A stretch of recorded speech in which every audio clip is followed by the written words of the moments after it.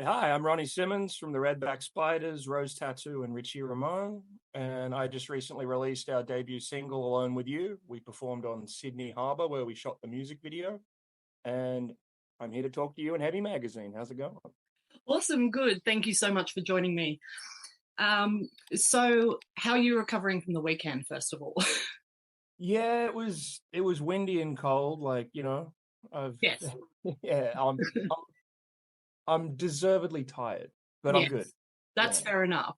I yeah. just want to say too, I was there and it was truly amazing, like the skill you guys had to play despite the wind and the cold and everything. It still sounded really clear and you guys were so together. It was awesome. Yeah, thanks. It was like one of those things when we were backstage and you could feel the boat rocking. We all looked at each other like, "All right, this is going to be interesting." But Yeah, we went through that when we shot the video there too. Like the fact one of those amps didn't tip over and an amp didn't fly into the water when we were filming is, we amazing. Yeah, yeah. no, it was so awesome. You guys killed it. Oh, Um, all right, so we've just got a few questions. So, how did Ronnie Simmons and the Redback Spiders come together as a band? well, I'd been living in Hollywood from end of 2013 to 2014 till the start of 2023. And when I moved back, when Angry Anderson asked me to join Rose Tattoo, I'd been working, playing for Richie Ramone from the Ramones and playing guitar in Faster Pussycat. Then Bob Spencer from the Angels left Rose Tattoo, and Angry called me and said, "Hey, do you want the gig?" So in order to do so, I had to relocate back to Sydney, where I'm from originally. And when I got back, I'd been working on this album that I made. I started writing it years ago, and in between touring in 2022, I managed to record it in LA. The record was getting mixed, and I wanted to put a band together to play these songs because, there's very few bands that can tour 12 months out of the year, 365 days a year. So, now that I'm back in Australia, I wanted to put this together as a band. All the guys in the group, we all go way back, and it didn't take too long catching up with, because I've been in Sydney, I hadn't lived here for 10 years. Yeah, So, in the process of catching up with everyone and reconnecting, it didn't take long until it was like, all right, these are the guys, let's get in a room. And, we rehearsed and got it together, and now here we are. far out. Between the Redback Spiders and Rose Tattoo, how do you find time to do anything? I just make time because, like, my 2022, I spent 3 weeks out of the whole year actually sleeping in my own bed. I was playing in Richie Ramone and Faster Pussycat and Frankie and the Studs with Frankie Clark. And I literally went tour to tour to tour to tour. And so it's one of those things, I'm used to operating at a high octane level like that. So Yeah, if anything, juggling Rose Tattoo and the Redback Spiders is, it's a little easier because, in touring Australia, we basically do weekends, whereas, I've had 10 years of, 3 months at a time on a bus or, far flying out. around the world. So it's manageable for me. Yeah, yeah, far out. I just cannot imagine, but good job. What are some of your major musical influences and how have they shaped your sound? Well, I'm very fortunate that my resume now kind of, reflects my record collection. Like the Ramones, Rose Tattoo, Faster Pussycat, they were all really big influences on me when I was starting out, as well as, I was raised on the easy beats and the Aussie rock classics, AC/DC, Rose Tattoo, of course, Kiss, the Sex Pistols. It's like a mix between Australian rock and punk rock. And it's this record, I kind of got back to my roots a bit. I started off like a punk kid growing up in Newtown and, you know, factor in 10 years of living in Hollywood on the Sunset Strip, playing in a band like, Faster Pussycat, as well as touring the world with, Richie Ramone from the Ramones, like one of my biggest influences. You kind of stir all that together and, put in my sense of humor and you get the Redback Spiders. Yeah, yeah. Do you often get, just based on your look, do you often get people coming up to you and saying anything about how much you resemble one of the Ramones or anything like that? Oh yeah, yeah. It was funny when I first met Richie Ramone at Cantor's Deli in Hollywood. He was one of the first people I met there. Yeah. And my manager at the time introduced us, and we were sitting there having dinner, and it was just really funny us sitting opposite each other, and I could tell he had this look on his face of just like, what Yeah. the heck? And I was on stage with Rose Tattoo in Adelaide, and Angry was introducing me, and someone went, "You stole him from the Ramones," and he shot me a look like, Sorry. but it's no different. If you look back to early photos of, even Rose Tattoo, Mick Cox is someone I look up to. It's like, this look is, I kind of looked this way since I was about 14. Yeah. Wow. Gee, that's Just, awesome. maybe a little more tattoos now, but that's about it. Yeah. And what are the differences between Ronnie Simmons and the Redback Spiders and Rose Tattoo for you, music, like sound wise, I guess? Sonically, the guitars are definitely influenced by that Australian Albert's Records pub rock sound, like, Mick Cox, Pete Wells, Malcolm Young, Angus Young, like that real dry, punchy Australian guitar sound. But the songwriting side, I'd say there's a lot more of a punk and ska influence in there. Yeah. So, yeah. Awesome. And what inspired the name for Ronnie Simmons and the Redback Spiders? That's a good question. Well, at first it was like the record that I recorded just started. It was, it was me. I produced it myself. Clay Davies engineered it, who's in Bullets and Octane. My buddy Johnny Martin, who's in LA Guns, played bass, and the drums were done by Richie Ramone and Richie's drummer Chris, may he rest in peace. And it was like, okay, I have this record. Then I got the band together and was like, it's like a Joan Jett and the Blackhearts kind of thing. I was like, we are a band. We should show that it's a band. And I was like, I want something that sounds Australian, that shows I'm Australian, because I got that in LA. Like the amount of times people would think I was from Hollywood. The guitarist from Los Angeles, long black hair, tattoos, rides a motorcycle, plays in a rock band. That's most of Los Angeles. From LA. That's it. Yeah. And then I'd open my mouth and they'd hear an Australian accent. And they'd be like, well, you ain't from around here. I was sitting around with Hayden and I was like, it'd be great if we could have something that sounds iconic, sounds tough.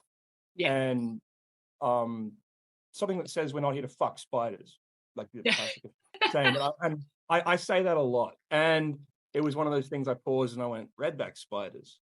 That hadn't been done, which we couldn't believe. And then when we realized it was the same initials as Ronnie Simmons, so I can use the logo and it, even better.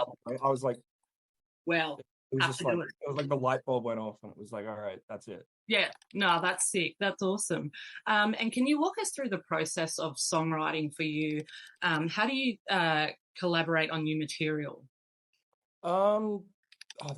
Usually it starts with a lyric. Yeah. Like, a lot of these songs are written in transit, either, sitting on the tour bus, lying in the bunk on my tour bus, or sitting in a plane seat, or just staring out the window, watching the road fly by. And, I just kind of make my thoughts rhyme. And then after that, I get a guitar in my hand and figure out a melody that matches the lyric. And then I'll put the chords under it. And, I always try and start with a chorus, because then you can kind of know what your verses are going to be about. But it doesn't always go that way. Some of these songs, it's like you have pages of verse lyrics and you're sitting there going, how do I sum this up in a way that has a hook and is catchy? Yeah. But, then I'll go to my computer and I'll lay down a rough guitar part. I'll program the drums. I like having, there's certain bits that'll accent riffs or support lyrics. Like, the melody is definitely the focus for me. And then I'll demo it, give it to the band and take it from there. So it's all you. Like it's at this point in time, yes. Yeah. Far out. Because this record was done before I even moved back here. So it's just been a process of, mixing it, mastering it, and getting it ready in amongst my Rose Tattoo schedule. Yeah. So, what happens down the track, because the other bandmates like Hayden that's on guitar, Ando, Chip, Tommy Hills, like me and Hayden especially, we go way back. And he's a phenomenal songwriter. So, the future's unwritten, so are those songs. So, album 2, who knows? But at this point in time, it was all me. All right. Good job. How do you decide on the themes and messages in your songs? It's more a matter of deciding whether I want to share what I've written after it's been done. It's the thought pops into my head and I'll go, how can I make this rhyme? And it's trying to usually put a positive spin on sometimes things that might not have been so positive. Like it's very rare that I'll sit down and write a very cheery song at its core. Like you take the music away and if you read the lyrics just without the melody, it's like, man, some of these are kind of dark. But it's, that's the process. It's like, how do I take the negative and spin it into a positive? And if I can make it rhyme and, get a chuckle along the way, then, that's cool. Fun. Yeah. And can you tell us about your latest release? What was the inspiration behind it and how was the recording process?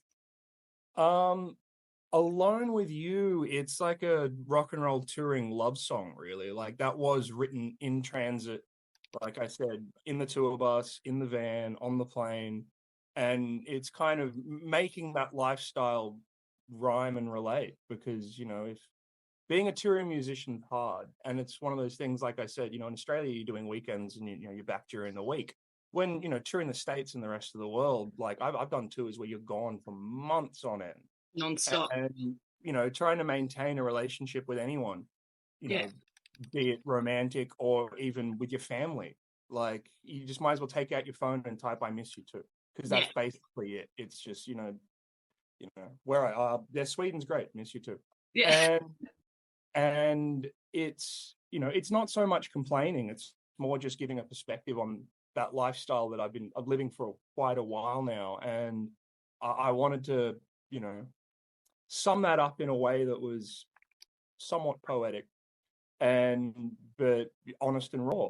Yeah. And the recording process, like I said, I was on the road for 49 weeks out of 2022. So it was like I had all the songs demoed on my laptop. Like I produced the record was basically produced before we went into the studio. Like I'd extensively figured everything out myself. Gee. A few things that happened in the moment and changed as we went, but it was very much like this is what I want it to be like. I was, in a bar with Richie Ramone one night. We went to a gig and I told him about it, and he's like, I'll play drums on your stuff, man. Hell yeah. He's like, how many songs you got? I'm like, 15. He went, far out, man. So, we agreed that he'd do some of them and Chris, his drummer, would do the rest. Because Richie splits his time between playing the drums and then fronting the band out the front. Yeah. So he can listen to the audience. So when he goes to the front, Chris Moy would step in on the kit. And so, yeah, we went in, laid down the drums. The demos I had, we used as guides, and then did all the guitars. And then I had to jump on a plane and basically fly back here. And then, Johnny Martin went and put down the bass, and it's just been coming together since. So it happened very, very quickly. Whose idea was it to debut it on a boat in Sydney Harbour? Yours, I'm guessing. Yeah. I was saying that on the night. Like people are like, "How do you like?" I get a real kick out of doing things that make people go, "How did you do this?" Yeah. Yeah. Literally. But Awesome. I didn't think I would ever see a band play on a boat in the middle of Sydney Harbour, and it was awesome. And the song as well, by the way, everyone should check out. It's really catchy and it's just amazing. My friend April and I, we play it on repeat, Alone with You. It's really great. It's awesome. Awesome, thank you. Yeah, because it was I met the owner of the ship. I did a gig start of the year, and we Yeah. got chatting. He turned out to be a huge Aussie rock fan, like loves Rose Tattoo, and I was just like, oh, cool. And I mentioned that I'm I've got a new single coming out, and I need to do a music video, and Yeah. he was like, you can do it here. So it was like, all right. So once we shot the video on the boat, and they do events on the boat, it was just like, well, let's make the video and the launch like an immersive experience where then people that come get to experience what we did in the music video but Yeah. live. And so yeah, that's how it kind of all came together. So awesome. Are there any songs on the album that have a special meaning or story behind them? Oh, pretty much all of them. It's like I've covered Alone with You. Yeah. You'd Think I'd Learn is probably my favorite lyrically. And like I said, I grew up a little punk kid in like the inner west of Sydney, like punk squats and punk gigs around Newtown, St. Peters in like the early 2000s. And all the guys I grew up with, I was the Ramonesy kind of punk, everyone had a mohawk. No. Yeah. And there was this one guy that had a stick and poke tattoo that was like the length of his arm.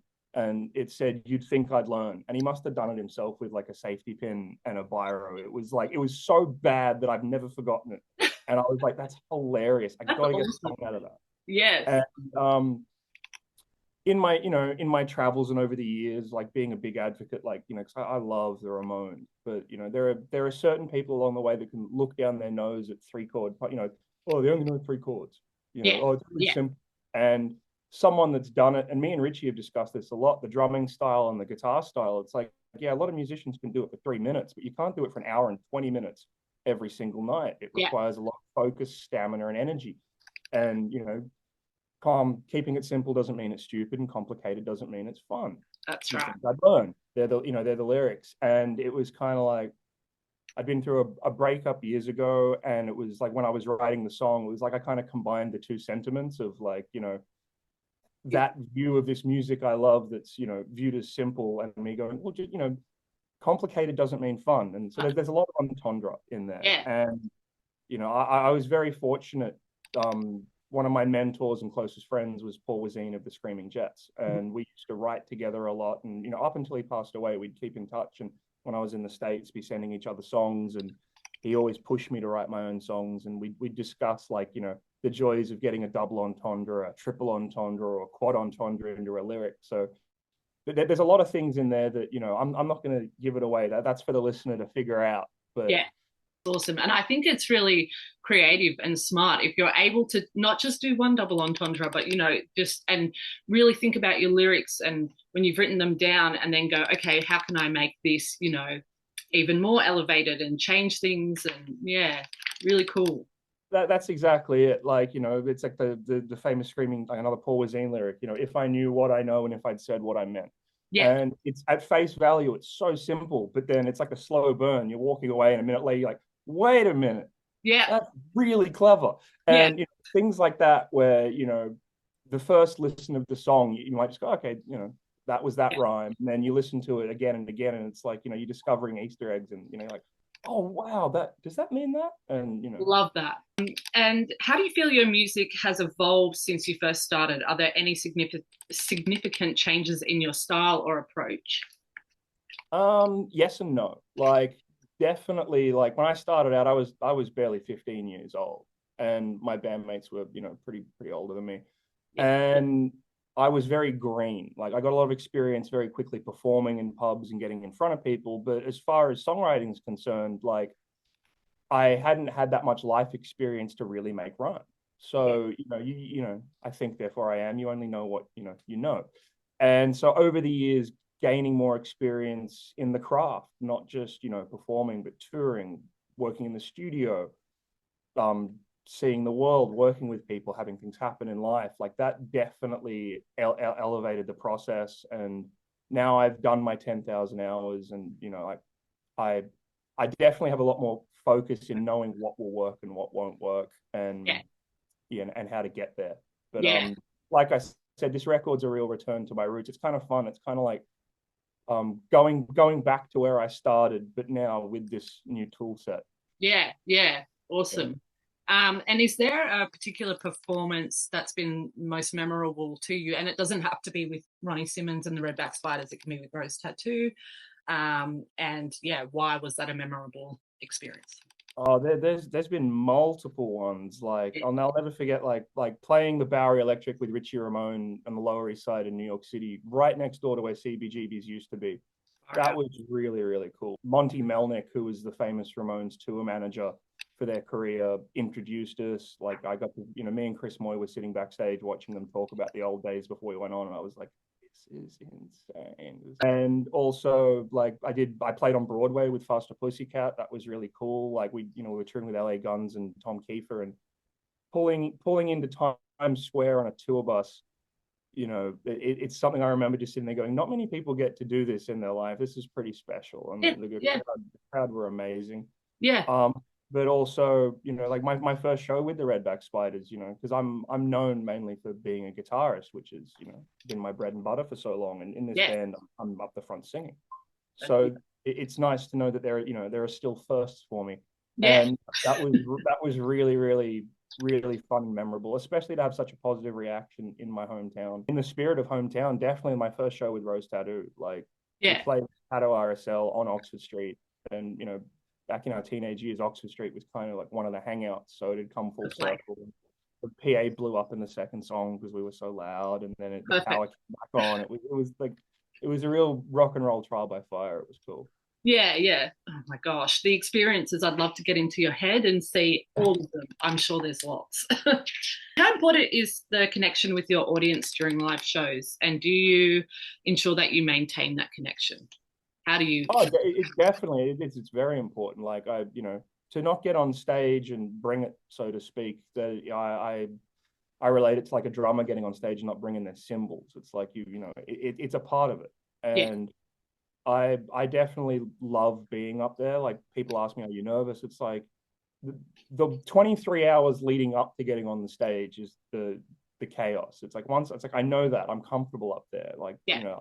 that I can handle. It's all the other variables that are stressful. Definitely. Like my attitude is if people have taken money out of their pocket to come and see me, I want to give them their money's worth. Like Yeah. Yeah.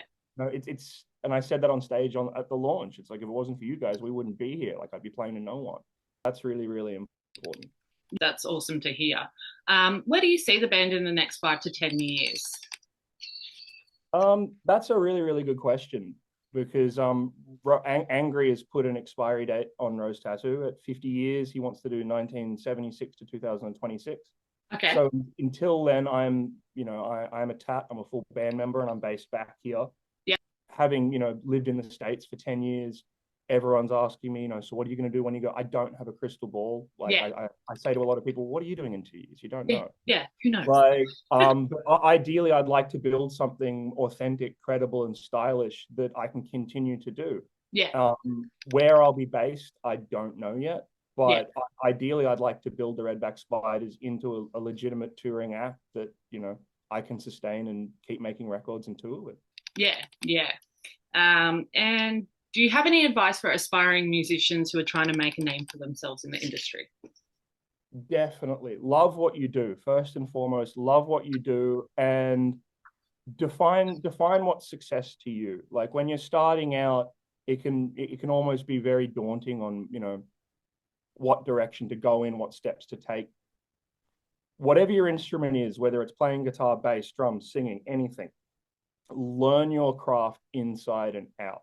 Like learn the rule book so you know which parts of the rule book to burn. Like when your instrument almost becomes a part of you, that's what you want. But it's not easy. Like you have to have thick skin. Like people will tell you to get a real job, and and you got to do what you got to do to survive and move forward. But keep your eyes on the prize and understand. Don't take advice from people that haven't done what you want to do. Like you don't ask a house painter on advice on how to service your car. Yeah. So why would I take advice from an investment banker on how to be a professional musician? Exactly. Like, and of course, people might instill this advice in you from a caring place, but it's definitely important to remain focused and really love it because it's not going to be easy. Yeah. Like it's high highs and low lows, like I mentioned in the song. And if you really, really love it and you want to be in it for the long haul, especially if you want to be a rock musician, the keywords are authenticity and legacy. Yeah. Like if you want to be a singer in like one of the Voice or like one of those pop shows, that's a different kettle of fish. Like and I can't comment on that. That's not my field of expertise. But as far as being a credible rock or a punk musician, be yourself as well. Because if you're going to put on a facade and try and be someone else and it takes off, you're going to have to be that person every day. That's it. So if it's not real, the biggest mistake a lot of people make is thinking the general public is stupid. And I'm sure everyone's heard a musician, most people. Well, okay, well, who's smarter than who? Like you've launched your single expecting it to be huge, and when that doesn't happen, it's one of those things. And I think a lot of that comes down to people can tell whether it's a conscious like this is inauthentic or this isn't real. Something just doesn't sit right. They can pick up on that. So 100%. It sounds corny, but be yourself. Yeah, no, for sure. Okay, last two questions. I'll go through these quickly. Dream collaboration with any artist dead or alive? Angry Anderson and Rose Tattoo. 100%. I couldn't be more proud to be a member of the Tats. We've got some really cool stuff that's been going on behind the curtain that I can't talk about yet, but it's very, very cool. And I've known Angry since basically I first started out, and he's always been very paternal to me and very encouraging. And he said, what do you want to do? And I went, I want to be the guitarist in your band. And behold, now I am. But that's definitely a dream come true. Last question. What changes would you like to see in the Australian live music landscape, if any? And you've played around the world, anything we could adopt here? global. Like, you know, we're in a recession. Yeah. Inflation's through the roof.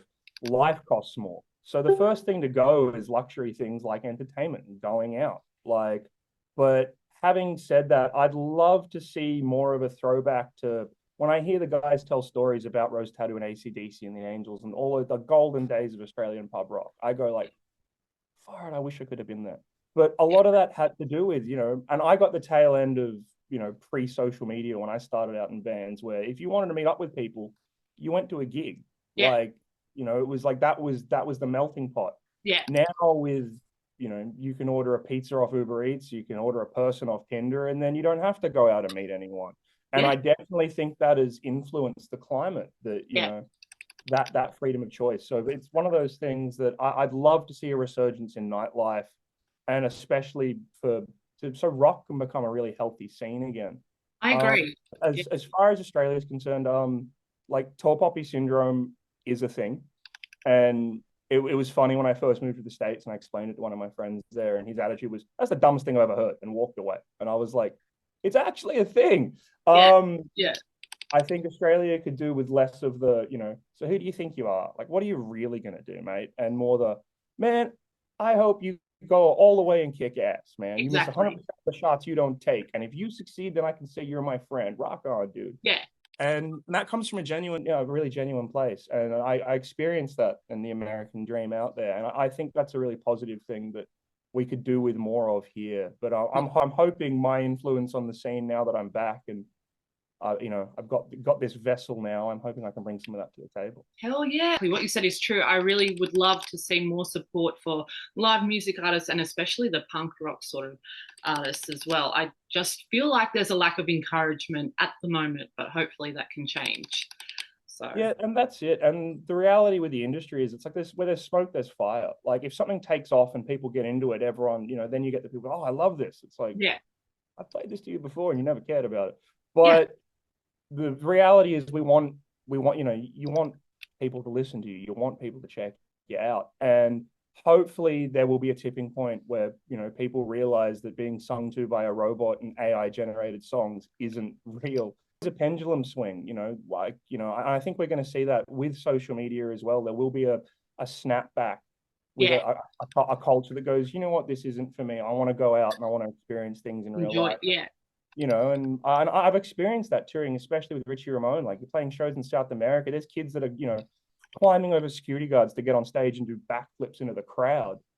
And, you know, as opposed to, you know, you go to some venues here and you've got a lot of people just with their arms folded staring at you. And or a phone. Yeah, exactly. And, you know, I'm not telling you people how to enjoy their night or how to enjoy the performance, but it's one of those things that to witness that and then come back and witness that. It's like, hopefully, I think, you know, people just get into it more. And I totally agree. When's the next time we can catch the Redback Spiders live? That's a very, very good question. We're in the process of locking in some tour dates for Queensland, Victoria, and a Sydney show as we speak. And they will be live on our website, Ronnie Simmons and the redbackspiders.com, hopefully this week. Brilliant. Okay, well, thank you so much for hanging out with us. It's been amazing to hear about everything Ronnie Simmons, Redback Spiders. Thank you so much, Ronnie. Thank you very much.